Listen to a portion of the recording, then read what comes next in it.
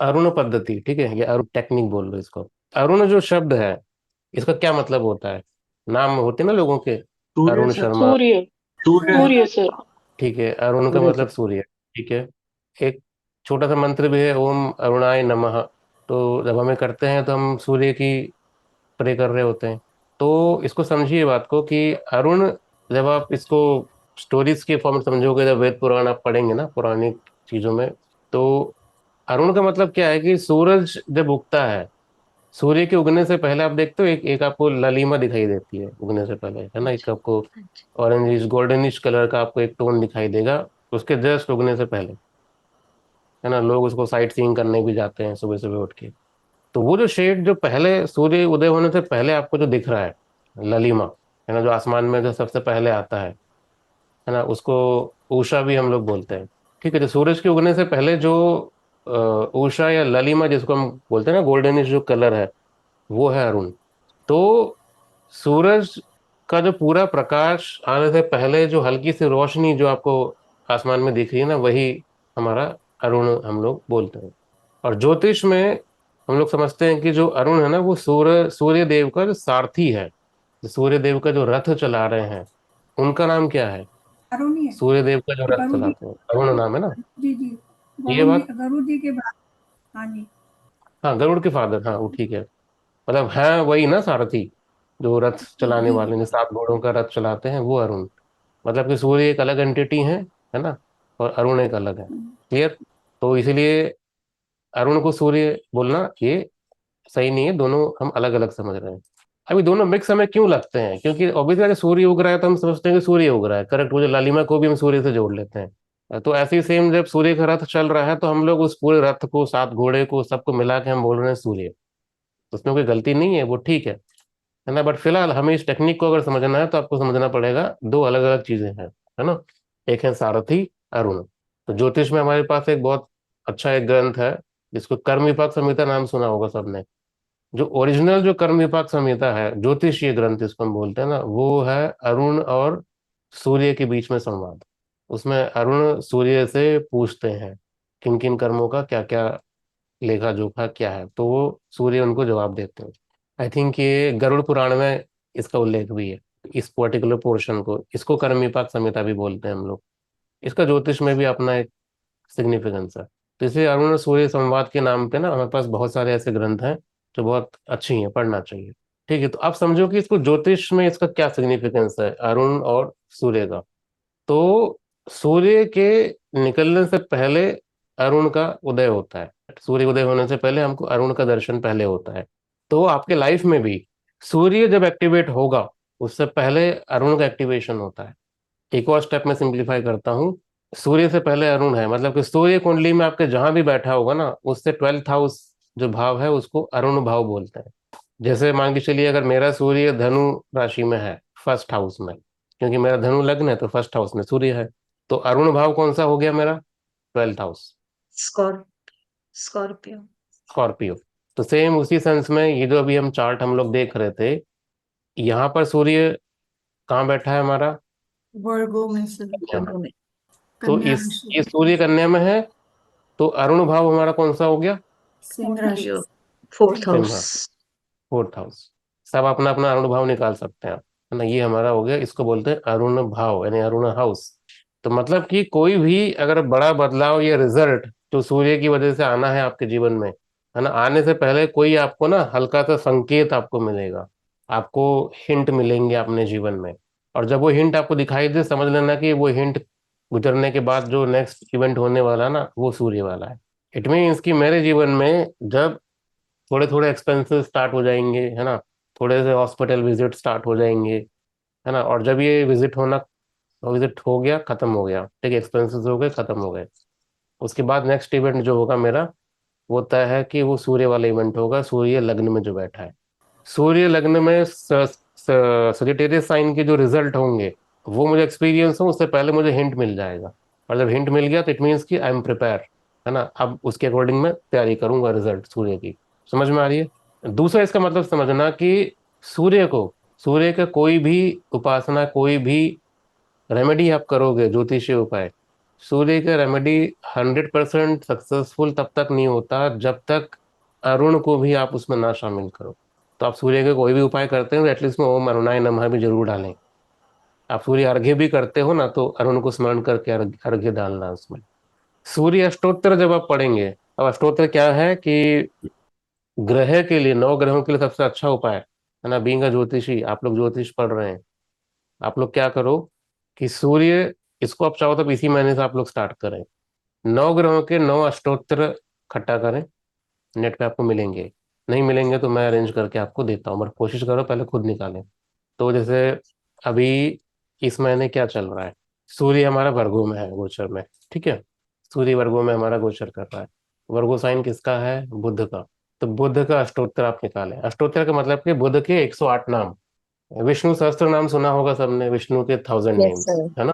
Yes sir. तो आप जब यस सर। उसको पढ़ते हैं तो हम विष्णु के 1000 क्वालिटीज अपने अंदर, अपनी चेतना में हम लाएं, है ना। इस भावना से हम लोग उसको पढ़ते हैं। तो सेम ऐसे ही जब आप बुद्ध अष्टोत्तर आप पढ़ेंगे, ठीक है, तो बुद्ध के तत्व जो हैं वो जागरण आपके अंदर हो। और जब आप कुंडली आप देखोगे, सब करोगे, तो बुद्ध की वजह से आपको प्रॉब्लम नहीं होगी। मतलब आपकी वाक शुद्धि आपको मिलेगी। वाक शुद्धि और वाक सिद्धि के लिए, दोनों के लिए बुद्ध का बहुत जरूरी है। बिना मरकरी के ना वाक शुद्धि नहीं मिलेगी आपको, ना सिद्धि ना शुद्धि, दोनों ही नहीं। शुद्धि का मतलब आप गलत नहीं बोलेंगे, है ना, आपकी वाणी में दोष नहीं होगा। ज्योतिषी को सबसे पहले यही चाहिए ना हमें। तो इसलिए बुध आपको ठीक करना है। कुंडली में कैसा भी बैठा हो, है ना, आपको नहीं पता कि किस लेवल पर जाके कहाँ एफ्लेक्शन डाल रहे हो। अभी हम सब बिगिनर हैं। तो क्या करो कि बुध का अष्टोत्तर निकालिए, 108 नाम। इसमें सहस्त्र नाम भी होता है, वो अवेलेबल नहीं है आई थिंक, है ना, वो मुझे तो नहीं मिला। किसी के पास हो तो मुझे जरूर भेजिएगा। बट अष्टोत्तर अवेलेबल है। तो सूर्य जब तक गोचर करेगा कन्या में, है ना, डेली आप बुध अष्टोत्तर पढ़िए। ज्योतिष में आपकी एनालिसिस स्किल, आपकी एनालिटिकल स्किल, ठीक है, ये इंप्रूव होगी। वाक शुद्धि बढ़ेगी आपकी। अब वाक शुद्धि सिर्फ ज्योतिष में ही नहीं, आपको हर जगह चाहिए, आप किसी भी फील्ड में रहेंगे। सर कितनी बार जाप करना है इसका मतलब, नंबर ऑफ ये टाइम्स लाइक? जाप जाप नहीं होता ये। अष्टोत्तर का मतलब जाप नहीं होता। अष्टोत्तर का मतलब होता है 108 नाम हाँ आपको जी, तो वो कितनी बार बोलना करना है। है? आप एक ही बार एक ही करो, बार? बस दिन में एक अच्छा बार, अच्छा। हाँ।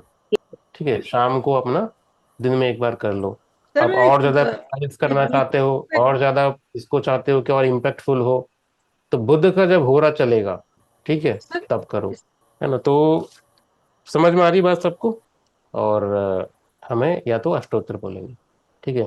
अब देखिए क्या है कि बुध अभी आपको, सूर्य आपको वर्गों में है। अगले महीने के 15-15 तारीख को ये अपना चला जाएगा लिब्रा में। तो फिर शुक्र का अष्टोत्तर पढ़े।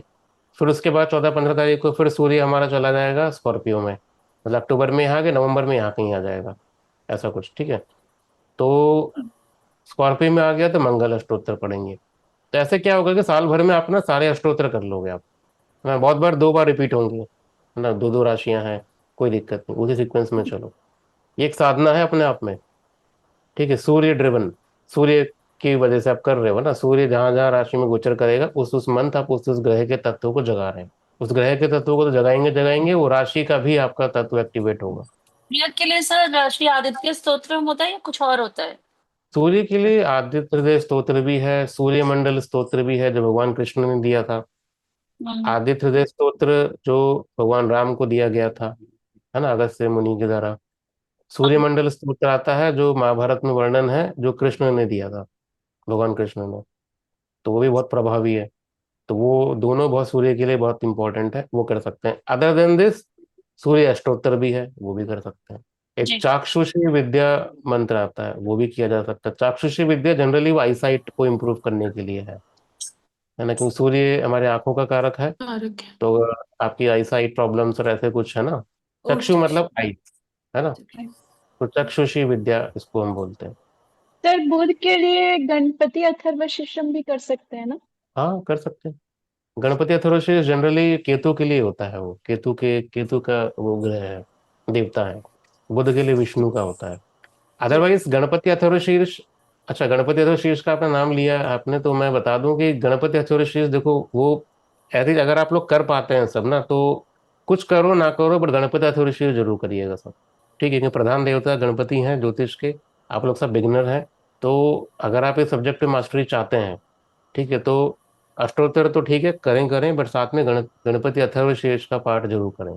कोई पाठ अभी नहीं कर पाते हैं तो एटलीस्ट सुनो उसको आप, नहीं यूट्यूब आपके पास है, एटलीस्ट सुनो, है ना, जो प्रॉपर जो चैंटिंग है उसकी, है ना, उस चैंटिंग के फॉर्मेट में उसको सुनिए, ठीक है, फिर धीरे धीरे उसको बोलने की भी कोशिश करें, है ना, कि अथर्वशीर्ष हम समझ रहे हैं कि गणपति की कुछ उसमें है, बट अब इसको अगर तत्वों के लेवल पे हम लोग समझेंगे तो वो सिर्फ गणपति की बात नहीं हो रही, वहां पर उस अथर्व विद्या की बात हो रही है, अथर्व तत्व की। अथर्व तत्व मतलब कि वो चीज जो शेक नहीं करती। एक होता है थर्व, थर्व का मतलब जो शेक है, जो हिलता रहता है ना, जो चेंज होता रहता है। अथर्व का मतलब वो चीज जो चेंज नहीं हो रही, है ना, तो आपके अंदर कुछ ऐसा है जो स्टेबल है ना, जो फिक्स है। जब अथर्व विद्या हम जब मास्टरी करते हैं, ठीक है, जो कि भगवान शिव को, गणेश जी को जो डिनोट किया गया है, ठीक है, तो आपके अंदर जब अथर्व तत्व की जागरण होगा तो उसको आप, उसमें बेनिफिट सब लिखे हैं उसके अंदर, आप पढ़ेंगे तो, बट इसको हम लिटरली गणेश जी के साथ ना जोड़ के देखें, हम उस तत्व के बेस पे अगर समझेंगे तो बहुत पावरफुल चीज है ये, और हर ज्योतिषी को करना चाहिए। ठीक है, अगर आपको वाक सिद्धि चाहिए, है ना, इसमें आता है ना, सूर्य चंद्र इंद्र, सबका इसमें डिनोशन दिया गया है, तो ऐसी कोई चीज नहीं है जो इसमें बची हुई है। तो ये बहुत पावरफुल चीज है, आप कुछ भी ना करो, कोई साधना उपासना नहीं करते हैं, कोई दिक्कत नहीं है, अथर्व शीर्ष आप एक चीज पकड़ लोगे आप ना, तो आप ज्योतिष विद्या में आप मास्टरी कर सकते हैं। प्रश्न विद्या बिना साधना के नहीं हो सकता, तो एटलीस्ट वो अथर्व शीर्ष का पाठ भी हो सकता है आपके लिए साधना की तरह काम कर जाए, तो वो जरूर करना। अगर अथर्व शीर्ष आपको बहुत टफ लग रहा है ऐसा, तो कोई दिक्कत नहीं है, आप ये वाला करो जो मैंने अभी बताया, है ना, सूर्य के गोचर के अकॉर्डिंग आपको चलना है। इसके अलावा मैं एक चीज आपको और सर शो कर देता। सर मेरा एक डाउट था। सर हाँ, अगर हम डेली विष्णु सहस्त्रनाम में नारायण कवच का पाठ करें तो क्या वो नहीं काम आएगा? नहीं, काम देखो वो तो सारे आएंगे, ऐसा नहीं कि ये छोटा है वो बड़ा है, ये नहीं करना वही करना है, ऐसा कुछ नहीं है। मैं तो बस रेलेवेंसी के पॉइंट ऑफ व्यू से बात कर रहा हूँ। ठीक है, जब हमें पता है कि प्रधान देखो। देवता ज्योतिष के गणेश हैं हाँ जी। या स्कंद है कार्तिकेय, तो हम उसको हाँ जी लेके चलिए, सर। इसका मतलब ये नहीं कि अगर आप विष्णु के उपासक हैं, ठीक है, आप विष्णु सहस्त्र नाम या विष्णु कवच, नारायण कवच ऐसा करते हैं तो वो भी कर सकते हैं, कोई दिक्कत नहीं है। ठीक है, थैंक यू सर। ठीक है ना, एक वेबसाइट है दृक्पंचांग.com, हाँ वो कर दीजिएगा। तो ये यहाँ क्या है ना, दृक् पंचांग आप होरा करके आप टाइप करेंगे, ठीक है, दृक् पंचांग होरा टुडे वेबसाइट खुलेगा, इसको आप सर्च करेंगे तो ये कुछ ऐसा खुलेगा। यहाँ पर अपना प्लेस आप डाल सकते हो, डेट डाल सकते हो, ठीक है, ये आपको ना पूरे दिन का होरा बता देगा। होरा का मतलब क्या है कि सुबह सूर्य उदय से लेके अगले सूर्यास्त तक, है ना, अगले दिन के सूर्य उदय तक ना, आपका हर एक घंटा एक एक ग्रह रूल करता है। बात आ रही है समझ में? तो जैसे अभी एट प्रेजेंट यहाँ टाइम क्या हो रहा है, देख रहे हो, अभी 9:10 से लेके 10:11 बजे तक शनि का हो रहा है ना, अभी बज रहे हैं 10:07। तो यहाँ देख रहे हो सैटर्न लिखा है, यहाँ ये मार्क बना हुआ है, ये इसका मतलब ये करंट हो रहा है, ये तो शनि का हो रहा चल रहा है। तो जब हम कहते हैं कि आपको बुध का स्तोत्र करना है, तो आपको कब करना है, बुध के होरा में करो ना, 7 बजे से लेके 8 बजे तक शाम को, है ना, या दोपहर में करो 12 से लेके 1 बजे तक। ठीक है, ये ऑप्शन मिल गए। अगर आप इसको और ज्यादा पोटेंसी बढ़ाना चाहते हैं इस साधना की, तो अदरवाइज आप शाम को अपना अपने सहूलियत के अकॉर्डिंग भी कर सकते हैं, दोनों ऑप्शन है। ठीक है, जेमस्टोन्स पहनने हैं आपको, गुरु का रत्न पहनना है, बृहस्पति का पुखराज, ठीक है, तो पहनने के लिए सबसे उत्तम समय कौन सा हो सकता है, जब गुरु का होरा चले, मतलब या तो आज के डेट में उसको पहनो दोपहर में 3 बजे से लेकर 4 बजे तक, या रात में पहनो 10 बजे से लेकर 11 बजे तक, गुरु की होरा में। और ये होरा चेंज होगा प्लेस टू प्लेस, सर है जुपिटर ना। के फ्रेंड्स की होरा में भी पहन सकते हैं अगर जुपिटर की होरा मिस हो जाए। हाँ, अगर वो कन्वीनियंट नहीं है तो फ्रेंड्स की होरा में पहन लो, कोई दिक्कत नहीं है। तो बुध का होरा देखो 12 से 11 बजे तक, मतलब सॉरी 12 बजे से लेके दोपहर के 1 बजे तक था, या तो इस टाइम पे करो बुध स्तोत्र, 7 बजे से लेके 8 बजे तक, ये आज का है, ठीक है, कल का फिर दोबारा कल चेक करिएगा, टाइम बदलेगा। ठीक है, तो ये फिक्स नहीं रहेंगे, ये बदलते रहेंगे, तो आपको चेक करना पड़ेगा डिपेंडिंग ऑन द सूर्य उदय और लोकेशन के अकॉर्डिंग ये कैलकुलेट होता है। ठीक है, तो ऐसे हम लोग टाइम सेलेक्ट करते हैं। ये लिंक देखो डाला हुआ है नीचे चैट सेक्शन में, तो उसको आप सेव कर लीजिए, आप दृक पंचांग में जाके आप ढूंढेंगे, मिल जाएगा आपको ये, सर्च सर्च बॉक्स में टाइप करिएगा, है ना, यहाँ पे तो मिल जाएगा। तो तो ये बुध का है, ऐसे आपको सारे ग्रहों के अष्टोत्तर मिल जाने चाहिए इसमें। ये हमारा हो गया बुध। रुकिए, इसके नीचे आप जाएंगे ना तो यहाँ पर सूर्य अष्टोत्तर आएगा, 108 नाम ऑफ सूर्य, क्या आ गया देखिए। अब ये जो मैं आपको टेक्निक अभी बता रहा हूँ ना, ये इसी अष्टोत्तर का पहला श्लोक है, ओम अरुणाय नमः। आ रही बात समझ में सबको? यस। तो आप जब इस अष्टोत्तर पे आप मास्टरी करो, तो आपको धीरे धीरे करके ना इन सब के नाम के वो मतलब समझ में आएंगे।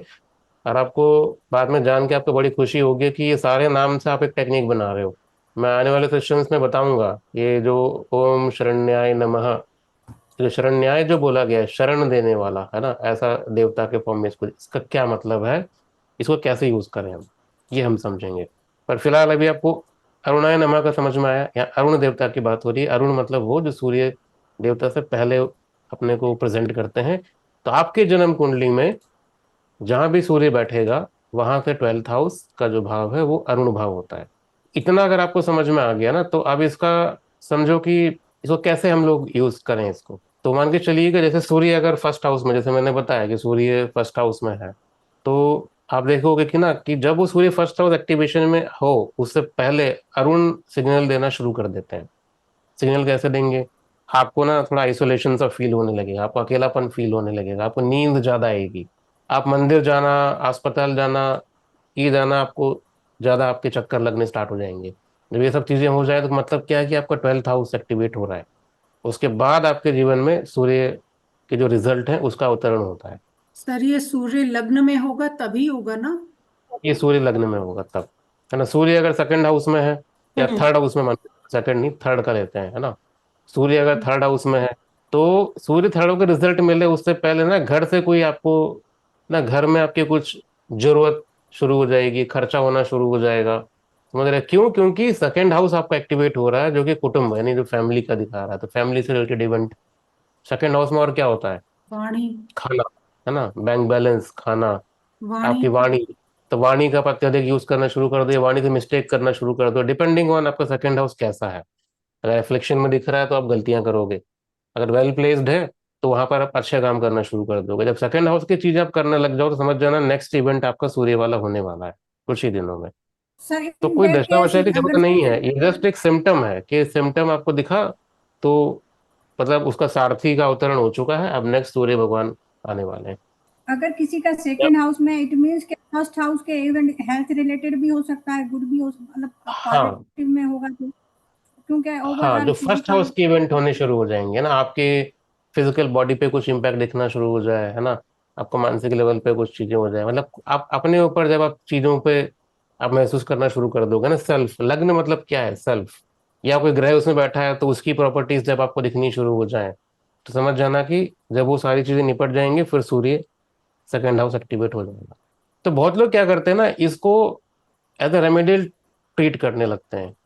या जिसकी कुंडली में सूर्य बड़ा वेल प्लेस्ड है, सूर्य एग्जॉल्टेड सूर्य बैठा हुआ है, मान के चलो फिफ्थ हाउस में, तो अरुण भाव कौन सा हो गया, फोर्थ हाउस, तो वो फोर्थ हाउस की चीजें जानबूझ के करने लगते हैं ताकि उनका एग्जॉल्टेड सूर्य काम करना शुरू करे जब वो चाहे तब, है ना। इसका इसका एक रिवर्स मोड ये भी होता है, पर्पसली चीजों को करना। तो अभी हम पर्पसली वगैरह नहीं, अभी इसी चीजों पे आप प्रैक्टिस करो, टेस्ट करो आपके चार्ट में, और 10 चार्ट और देखो कि कैसे ये लग रहा है। सोचना पड़ेगा आपको, इतना आसान नहीं है कि देखते ही बोलोगे और वो मान लेगा, ऐसे नहीं। थोड़ा मेहनत करिए।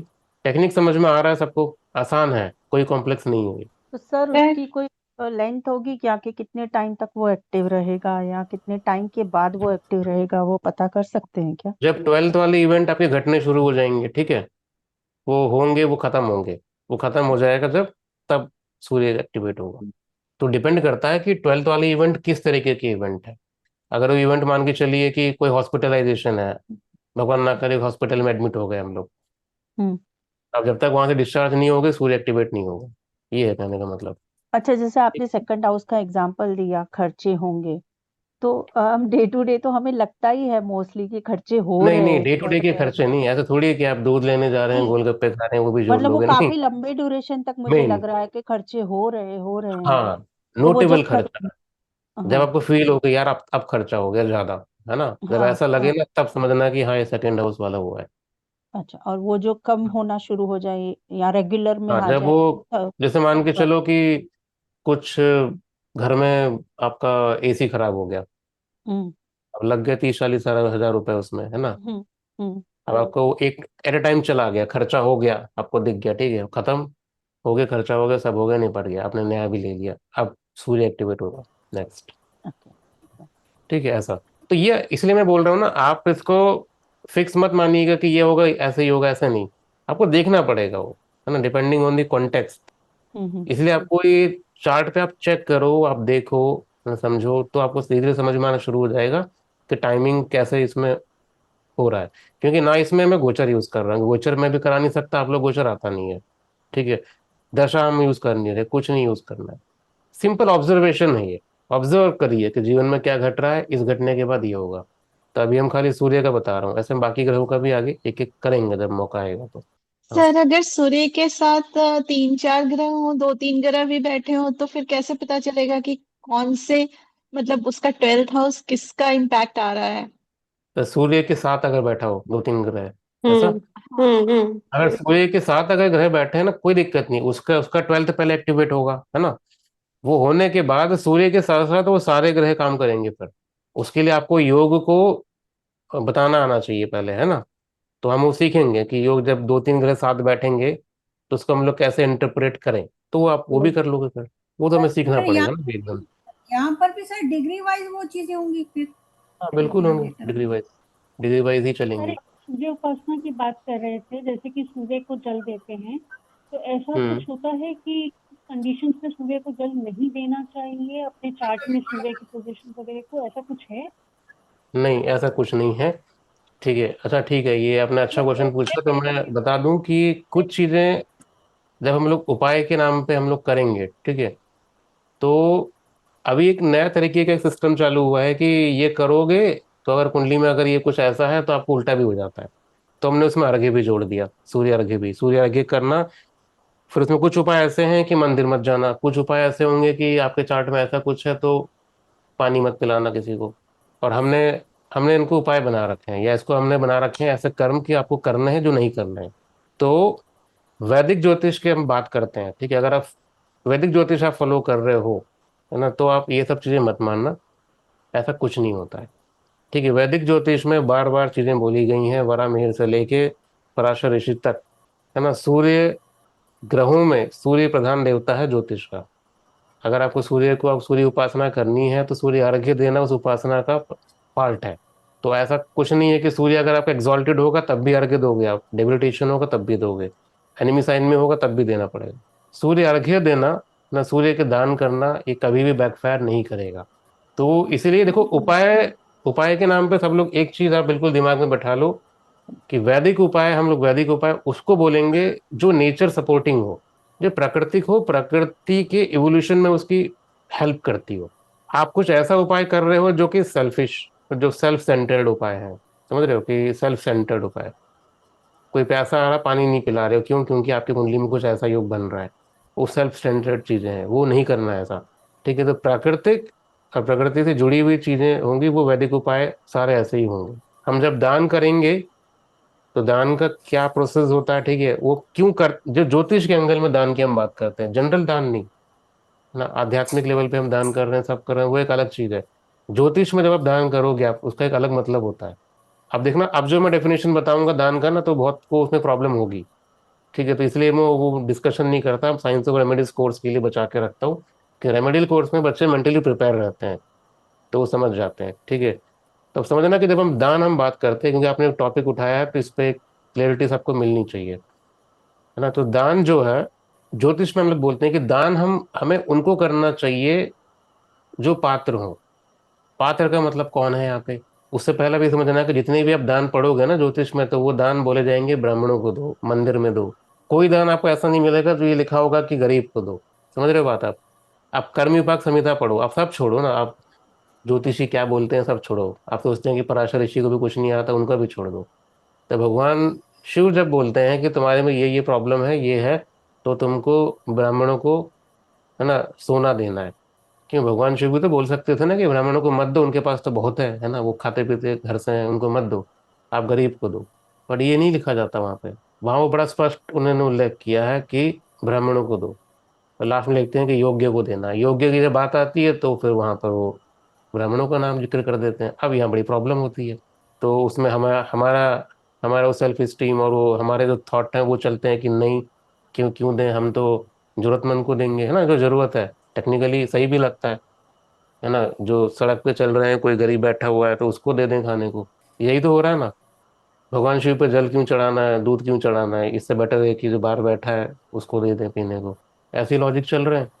तो आप लोग ज्योतिष पढ़ रहे हैं तो आपको चीजें पता होनी चाहिए कि ऐसा क्यों है, बजाय इसके कि उटपटांग चीजों में डिबेट में मत पड़ना। तो रीजन बहुत सिंपल है। हमें अभी देखो क्या कि अगर मुझे पैसा चाहिए, ठीक है, पैसा चाहिए, तो मैं मुकेश अंबानी से पैसा मांगू, वो मुझे दे सकता है, या मैं पैसा किसी भिखारी से मांगू, ये संभालना। है ना। बेशक अंबानी जी ज्यादा अच्छे हैं ना, और वो मुझे अतः देंगे। हो सकता है मैं जाके बोलूँ मुझे लाख रुपए चाहिए और उनकी हैसियत है 10 करोड़ देने की, बट मांग रहा हूँ मैं लाख रुपए, छोटा अमाउंट, है ना। अब यही चीज मैं, मुझे चाहिए पैसा, मैं जाके किसी भिखारी से मांगू, वो देगा मेरे को? वो नहीं देगा। क्यों नहीं देगा? कारण क्या है इसका? कारण सिर्फ इतना है कि जो चीज हम मांग रहे हैं वो कैपेबल नहीं है देने के लिए। बात समझ में आ रही है सबको? ज्योतिष में आप कोई भी उपाय करते हो ना, आप रिलीजियस बिलीफ के साथ नहीं कर रहे हो उपाय, आपको कुछ चाहिए इसलिए आप कर रहे हो उपाय। अब डिफरेंस समझो, है ना। गुरु पूर्णिमा है, अगर ऐसे जब पर्व आते हैं तब हम दान देते हैं तो एक अलग मोटो होता है। बट जब आप कहते हो कि नहीं मेरा शनि गड़बड़ चल रहा है, मुझे ये दान देना, वहां दान में आप पात्र किसको बना रहे हो? ऐसे आदमी को जो खुद कैपेबल नहीं है आपको कुछ दे सके। आपको शनि से बचने के लिए, आपको गुरु से चीजों को ठीक करने के लिए, सूर्य की नेगेटिव चीज को ठीक करने के लिए आपको क्या चाहिए? आपको चाहिए ब्लेसिंग। ब्लेसिंग देने का हकदार कौन है? वो ब्लेसिंग कौन दे पाएगा? जिसके अंदर आत्मबल हो, जिसके अंदर वो चीज हो, सक्षम हो, वो कुछ दे सके आपको। और हम मांगते किससे हैं? हम ऐसी चीज से मांगे जो पहली जीवन में त्रस्त है। वो क्या आपको देने वाला है ना। तो इसीलिए जब भी आप दान दो ना, दो चीजें बांट लो आप। आपको लगता है कि गरीब है, इसको मुझे खाना खिलाना, आप खिलाओ, ठीक है, उसको अलग कर दो। अब आपको ज्योतिषीय उपाय करना है तो आपको वो पर्सन ढूंढना है जो आपको ब्लेस कर सके। मतलब अंबानी ढूंढना है आपको, समझ रहे हो, ज्योतिष में लैंग्वेज में। ऐसा पर्सन जो आपको दे दे कुछ, है ना। मुझे कुछ काम कराना है तो मैं मोदी जी से बोलूंगा, मेरा काम फटाफट होगा ना, वो सक्षम है, प्राइम मिनिस्टर है, कुछ भी बोल देंगे हो जाएगा। अब मैं वो छोड़ के, मैं मेरे बगल में दोस्त रहता है, मैं उससे बोलूं, वो कर पाएगा क्या काम? वो सक्षम नहीं है वो। आप समझ रहे हो सिस्टम की क्या है। तो इसलिए आप जो भी आप पढ़ोगे अपना, तो वहां पर हमेशा ब्राह्मणों को बोला जाता है। क्यों? क्योंकि वो ब्राह्मण वो योग्य होते थे उस टाइम। वो त्रिकाल संध्या वंदन करेंगे, है ना, गायत्री जप कर रहे होते हैं, है ना, साधना करते हैं, ध्यान करते हैं। तो जो उस अवस्था में पहुंच चुका है, तो वो आदमी जब चल रहा होता है, बोल रहा होता है, तो हमेशा वो ब्लेसिंग देने के लिए लायक रहता है। ठीक है, तो समझ में आया सबको लॉजिक? तो इसलिए जब हम बोलते हैं योग्य, तो वहां पर योग्यता हम इसके बिहाफ में नहीं माप रहे होते हैं कि गरीब है अमीर है। ऑब्वियस सी बात है, जो गरीब है उसको आप दो ना, इतने अगर आपके अंदर सक्षम हो आप देने लायक, उनको दो। बट उसको आपके ज्योतिष के मोटो के साथ अलग रखो कि ज्योतिष में आपको आपको आपको चाहिए उसमें सबसे बड़े सेल्फिश तो आप खुद हो, है ना। आपको अपने लिए चाहिए कुछ, तो आपको देने के लिए जो कैपेबल है आप उनसे मांगो वो चीज। इतनी सी बात है। इसलिए हम कहते हैं कि मंदिर में देवी को अर्पण कर दो कुछ। तो कुछ लोग तिरुपति बालाजी में कुछ कर रहे हैं उपाय के नाम पे। तो वो इसलिए करते हैं क्योंकि उन्हें, उनका ये मान्यता है कि वो कुछ देवता हैं, कुछ देवी हैं जो सक्षम है हमें कुछ दे सके। ये थैंक यू सिंपल सा बहुत ये अच्छी पहला बात है। स्टेप है दान का ही। इसलिए दान योग्य का मतलब आपको वो देखना है जो सक्षम है आपको कुछ दे सके। उसके साथ, उसके अलावा जितने भी दान के डेफिनेशंस हैं, है ना, वो अलग है। ज्योतिष में डेफिनेशन बड़ी सिंपल है। योग्य, योग्य मतलब जो आपका प्रॉब्लम सॉर्ट कर सके उसको दो। ठीक है, तो सेम ऐसे ही अर्घ्य के कॉन्सेप्ट में भी ऐसे ही है। तो अर्घ्य जब आप करते हैं, ये दान आप करते हैं, ठीक है, तो इनका कोई नेगेटिव इफेक्ट नहीं होता, पहली चीज। ठीक है, मंत्र जाप आप करते हो, नेगेटिव इफेक्ट नहीं होता है जब तक आप ग्रह के मंत्रों का जाप करते हो, आप पौराणिक मंत्रों का जाप कर रहे हो, आप वैदिक मंत्रों का जाप कर रहे हो, नेगेटिव इम्पैक्ट नहीं है। इवन बीज मंत्र, तांत्रिक मंत्र भी अगर आप करते हो ग्रहों का, कोई उसका साइड इफेक्ट, कोई उल्टा असर उसका नहीं होता है। बट उसके अलावा देखो, ग्रहों की कैटेगरी के अलावा हमारे पास दूसरे और मंत्र होते हैं। जैसे हमने बगलामुखी के मंत्र करना शुरू कर दिए, हम दूसरे देवी देवताओं के हमने ले लिए, हमने स्वर्णाकर्षण भैरव मंत्र करना शुरू कर दिए, आजकल ये भी ज्योतिष में हमने ऐड करना शुरू कर दिया है। जब आप ये सब चीजें करोगे, इनमें देखो बैकफायर होने की संभावना है, क्योंकि इसमें बहुत से ऐसे मंत्र होंगे जिसमें आपको गुरु आज्ञा चाहिए, जिसमें आपको गुरु दीक्षा चाहिए होती है, बहुत ऐसे होंगे जिसको आपको गाइडेंस में करना होगा। वहां आप लोग अगर खेलोगे तो वहां पर नुकसान हो सकता है। इसके अलावा जो सिर्फ हम नौ ग्रह की बात करते हैं, नौ ग्रहों में बैकफायर नहीं होगा, चाहे आप वैदिक करो, चाहे पौराणिक करो, चाहे तांत्रिक मंत्र करो। ठीक है, तो इन सबके अपने अपने करने के तरीके हैं, वो हम करेंगे, डिटेल में हम लोग समझेंगे उसको आगे। इसके अलावा बहुत बार ऐसा भी होता है ना कि कुछ करते हैं और बैकफायर हो जाता है। ठीक है, तो इसका मतलब कि वो मंत्र में दिक्कत नहीं, मंत्र दिक्कत आपके अंदर है वो, है ना। बैकफायर अगर आपको कर रहा है ना, तो कुछ चीजें हैं जो पहले आपको रेक्टिफाई करनी है अपने अंदर, उसके बाद उस मंत्र को आप हाथ लगाइएगा। तो बहुत बार हमें क्या लगता है ना कि हमारी चीजें, हम जब कुछ कुछ करना शुरू करते हैं तो हमें लगता है कि कुछ गड़बड़ हो गया, तो हम फिर छोड़ देते हैं उसको। फिर हम वो चीजें बाहर बताना शुरू कर देते हैं कि इसको मत करना, मैंने किया था ऐसा हो गया। आप एक एग्जाम्पल हो, है ना, आप जैसे और 100 एग्जाम्पल होंगे जिन्होंने किया है, जिनको काम हुआ है। दूसरी चीज, मंत्र में कुछ ऐसे आपको कैटेगरी भी मिलेंगे, आपने देखा हो। मैं एग्जाम्पल के लिए बताऊं, अगर पुराने आप रामानंद सागर की अगर आप धारावाहिक देखें या ऐसे कुछ और, तो वहां पर आपको एक चीज आपको देखने को मिलेगी कि जब भी कोई ऋषि या कोई दानव, कोई मनुष्य जब साधना करना बैठता है, तो सबसे पहले प्रॉब्लम किसको होती है? इंद्र को। विश्वामित्र जी साधना करने बैठे हैं, कोई मतलब नहीं है उनका, कुछ नहीं है, इंद्र आके उनको परेशान करेगा, है ना। रावण साधना करने बैठेगा, इंद्र आके परेशान करेगा, है ना। हिरण्यकश्यप बैठेगा, इंद्र आके परेशान करेगा, इंद्र फिर दूसरों को भेजता है ना, कि अग्नि देवता जाए, वरुण जाए, तो हर्डल बनाते हैं वो। तो समझो बात को कि इनसिक्योरिटी सबके अंदर है यहाँ पर, है ना, देवी देवता से लेके मनुष्य तक। ठीक है, तो यहाँ भी हमारे साथ भी ऐसे ही है। जब भी आपके चार्ट में अगर दिख रहा है कि बहुत जबरदस्त कुछ कार्मिक डेप्थ बना बैठा है चार्ट में, और आप रिजॉल्व करने के लिए अब आपने काम शुरू किया उस पर कुछ, और उसका समय अभी नहीं आया है। ठीक है, तो ज्योतिष क्या करता है कि ज्योतिष विद्या ऐसी है, उसको अगर आप तरीके से यूज नहीं करोगे तो आपने इंटरफेयर कर रहे होते हैं नेचर के वर्क में, है ना। प्रकृति ने प्लान कर रखा है कि इसको इतने साल तक सफरिंग है, अब ज्योतिष बीच में इंटरवीन कर रहा है वहां पे। ठीक है, तो वो उसको उपाय उपाय दिया उसने। अब जो उसकी सफरिंग लिखी है 10 साल तक, ज्योतिष उसको चाहे तो उसको कोशिश कर रहा है कि 1 साल में ही उसको रिलीफ मिल जाए। हम लोग यही तो कर रहे हैं ना। जब दिख रहा है कि उसको सफरिंग हो रहा है, प्राकृतिक चीजें हैं, तो या तो उसको चलने दो उसके साथ, या तो उसको टाइमलाइन बता दो कि यहाँ ठीक हो जाएंगे और छोड़ दो। आप भी फ्री, वो भी फ्री, आपके ऊपर कोई बंधन नहीं है। बट नहीं, हम बताएंगे उपाय। जब आप उपाय बताओगे तो उसका असर आप पे भी पड़ेगा, ध्यान रखना। तो इसलिए हमें गायत्री मंत्र करना जरूरी है, ताकि हम अपने एंड से नुकसान ना हो हमें कुछ। ठीक है, तो वो जो उपाय वो करेगा, उस टाइम पे रुकावटें आएंगी, तो हमें लगेगा कि मंत्र काम नहीं कर रहा है या मंत्र नुकसान करने लगा मेरे को, तो हम छोड़ देंगे बीच में। और यही चाहिए, वो चाह भी यही रहे होते हैं, वो योग यही चाह रहा होता है कि आप उसको ना क्रॉस करो। समझ रहे बात? तो इसलिए वो सब हमको समझना पड़ेगा, छोटी छोटी डिटेल है ये। तो कभी जैसे बैकफायर होता है, एक्चुअल में बैकफायर कर रहा है कि वो मैनिफेस्टेशन का फर्स्ट प्रोसेस है, जहां पर रुकावट आना वो तय है। आप अगर पहली स्टेप पे रुक गए, तब तो फिर आगे बढ़ेंगे ही नहीं कभी आप, ना कभी आपको वो चीज़ समझ में आएगी।